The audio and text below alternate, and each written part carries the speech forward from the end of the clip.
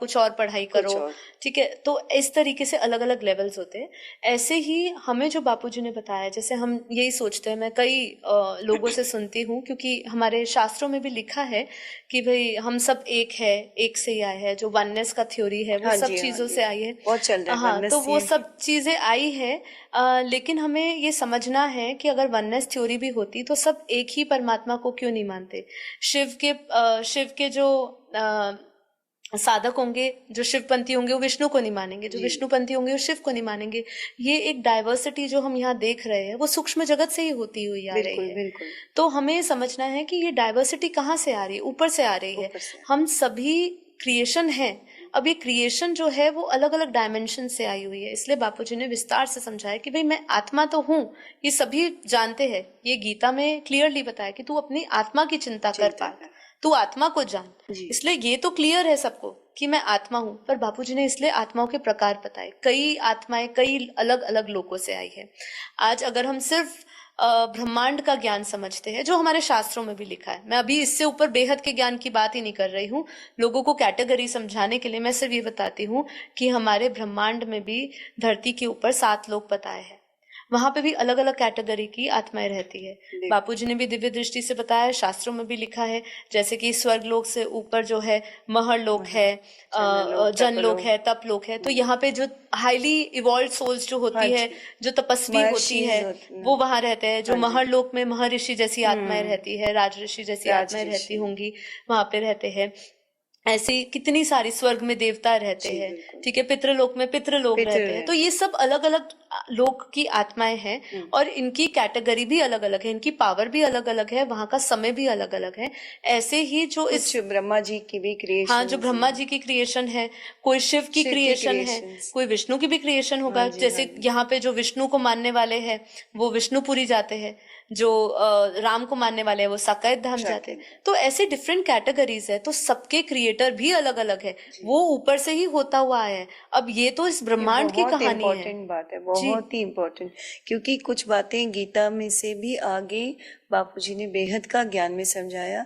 इसमें साक्षी बहन बहुत सही कह रहे हैं कि गीता से भी आगे बहुत ज्यादा बापूजी ने विस्तार में आत्मस्वरूप की दृष्टि में सब कुछ हमें बताया जी, जो दीदी में सिंपल। और इसका देखिए और भी उदाहरण मिलेंगे। आप हायर सिविलाइजेशन की बात करें, एडवांस सिविलाइजेशन की बात करें, बापूजी की वीडियो है जिसमें बापूजी ने टाइप 1 से लेके टाइप 40 तक का सिविलाइजेशन का बापूजी ने पूरा वर्णन करा है। वहां पे कौन सी आत्माएं रहती है।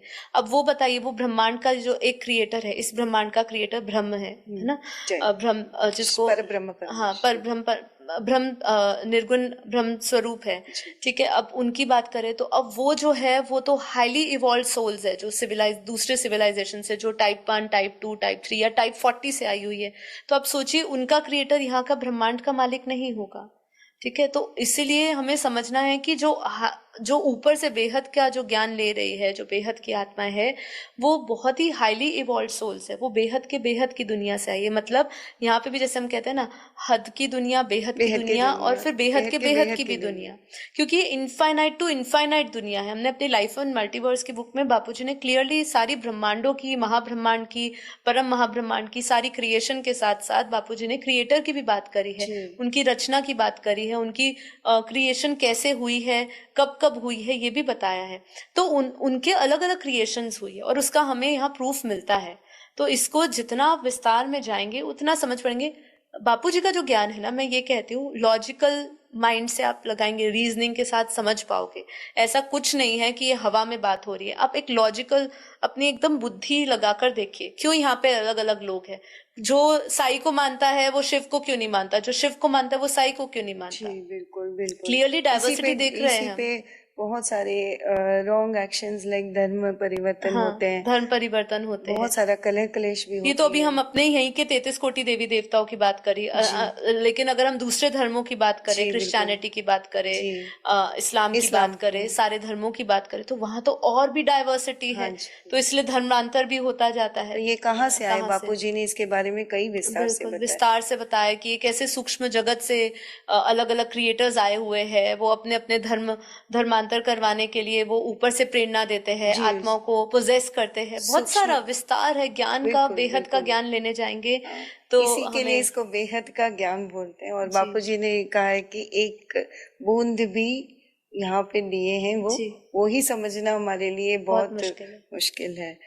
तो यहाँ पे बहुत सारी दूसरी भी बातें आती हैं, जैसे कि मैनेजमेंट की भी आजकल चल रही है। गीता का ज्ञान कैसे मैनेजमेंट या दैनिक जीवन में कैसे हम उसको अप्लाई करें, धारण करें।